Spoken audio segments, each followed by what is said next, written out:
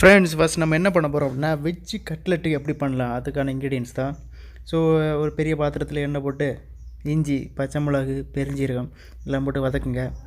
அதுக்கப்புறம் லைட்டாக வதங்கின அப்புறம் வெங்காயம் போட்டு நல்லா வதக்குங்க.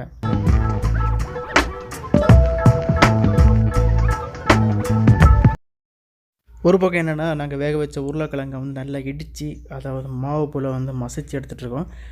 வெங்காயம் நல்லா வதங்கின பிறகு தக்காளி போட்டு அதே நல்லா வதக்குங்க. கொஞ்சம் கழிந்த பிறகு என்ன பண்ணால் மஞ்சள் பொடி ஆட் பண்ணுங்கள். அதுக்கப்புறம் நல்ல மிளகு பொடி கொஞ்சம் நிறைய ஆட் பண்ணுங்கள். அதுக்கப்புறம் கொஞ்சம் மல்லிப்பொடி, அதுக்கப்புறம் மிளகு பொடி எல்லாம் ஆட் பண்ணி நல்லா வந்து கிளறிடுங்க.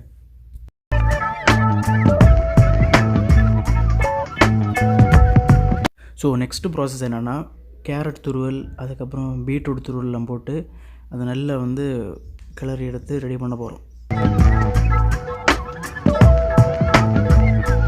அதுக்கப்புறம் நம்ம மசிச்சு வச்சுருக்க அந்த உருளைக்கிழங்கு இருக்குல்ல அதையும் கூட ஆட் பண்ணி எல்லாம் மிக்சரும் சேர்ந்து எடுத்து லாஸ்ட்டு நல்லா வந்து கிளறி எடுத்து நம்ம அது கட்லெட்டுக்கு உள்ளே வைக்கிற அந்த ஸ்டஃபிங் மசாலா ரெடி பண்ணுறோம்.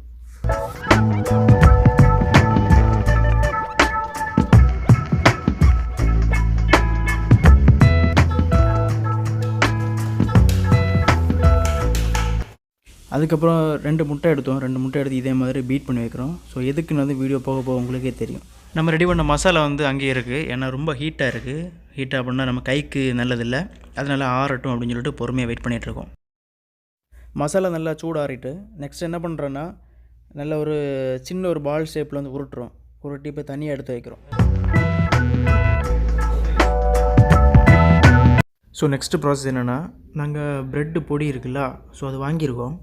உங்களுக்கு சூப்பர் மார்க்கெட்டில் அவைலபிளாக கிடைக்கும்.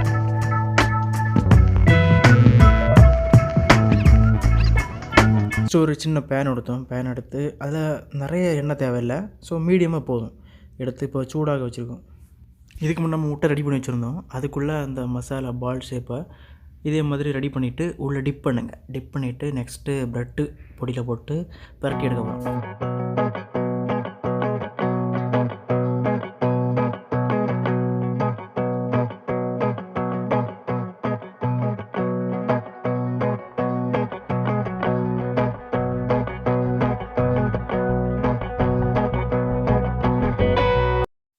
கட்லெட்டு நல்லா வந்தோடனே லைட்டாக வந்து ப்ரௌன் கலரில் வரும். ஸோ அந்த டைமில் நீங்கள் திருப்பி போட்டுருங்க.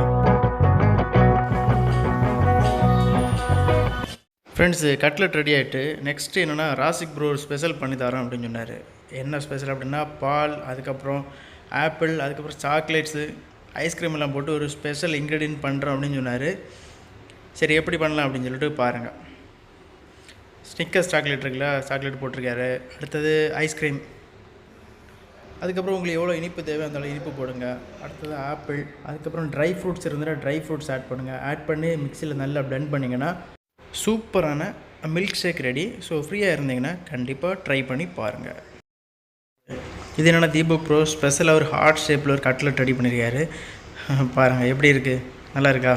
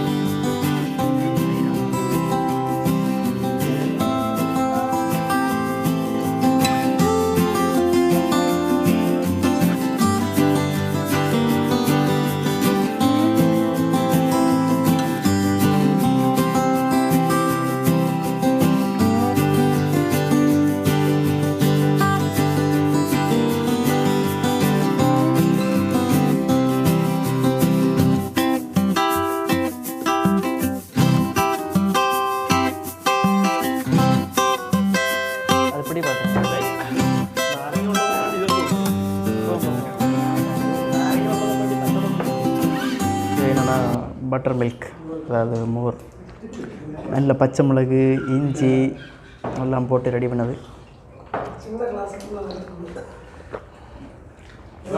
ஆசம் லைட்டாக காரம் அப்படி சுருன்னு ஏறுது. ஃபஸ்ட்டு இது ஒரு மில்க் ஷேக் மாதிரி பட்டது. அது எப்படி ப்ரிப்பேர் பண்ண அப்படின்னு சொல்லிட்டு போய் பார்த்துட்டாங்க. சூப்பர் டேஸ்ட்டாக இருக்குது. பட் என்ன பார்த்தீங்கன்னா சாக்லேட்டு எல்லாம் போட்டு ரெடி பண்ணாங்க. Next cutlet.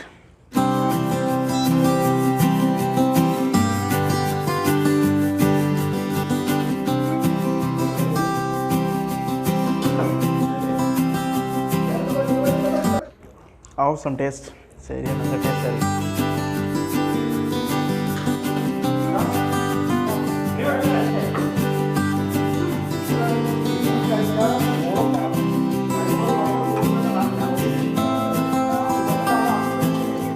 ஃப்ரெண்ட்ஸ், நம்ம நெக்ஸ்ட்டு அரி பாயாசம் ரெடியாக இருக்குது. ஸோ அதை தான் சாப்பிட்டு டேஸ்ட் பண்ண போகிறோம்.